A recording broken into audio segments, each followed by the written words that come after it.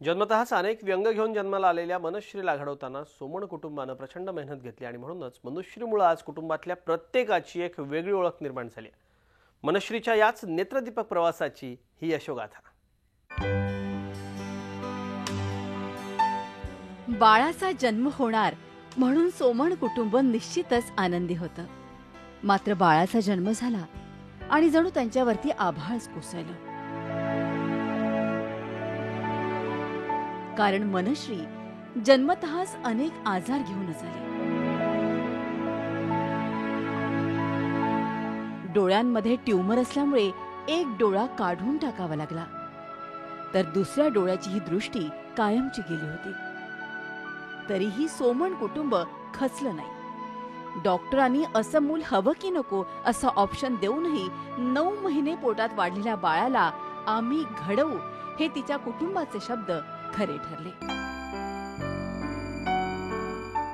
आज मनश्रीमुळे तिच्या कुटुंबाला एक वेगळी ओळख मिळाली। अर्थात यासाठी तिच्या कुटुंबाचे श्रमही अतोनात होते। 10वी पर्यंत नॉर्मल मुलांच्या शाळेत शिकलेल्या मनश्रीनं अनेक स्पर्धांमध्ये सहभाग घेतला।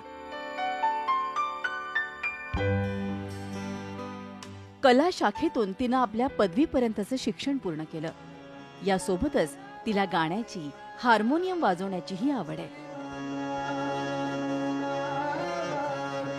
गाण्यात तर तिनं आता विशारद होण्यापर्यंतची मजल मारली आहे। गणपतीची निस्सीम भक्त असणारी मनश्री दरवर्षी गणेशोत्सवातही काही ना काहीतरी कलात्मक घडवत असते। सोबतच अर्थार्जनाच्या दृष्टीनं LIC एजंट म्हणूनही काम करते। बँकांच्या परीक्षा देणं मनश्रीचं चालूच असतं। यापुढे आपल्यातल्या कलेचा गरिबांना फायदा करून देण्याच्या दृष्टीनं तिची वाटचाल असणार आहे। तिच्या या साऱ्या वाटचालीला आमचा मनापासून सलाम। तुमच्याकडे जे मूल, तुमच्या उदरी जे मूल जन्माला आलेलं आहे, तर त्या मुलाला कधीही कमी लेखू नका। कारण ते मूल जरी अपंग असलं तरी ती मुलं त्यांच्या कर्तृत्वाच्या बळावर, त्यांच्या आत्मविश्वासाच्या बळावर मात करून जगाला दाखवून देऊ शकतात की we are not disabled but we are differently abled. क्या बात है, क्या बात है। मनश्री सोमणची नेत्रदीपक यशोगाथा पाहायला विसरू नका। जिंदगी मिलेगी दोबारा शनिवारी सकाळी 9:30 वाजता आणि रविवारी रात्री 8:30 वाजता फक्त झी24 तासवर।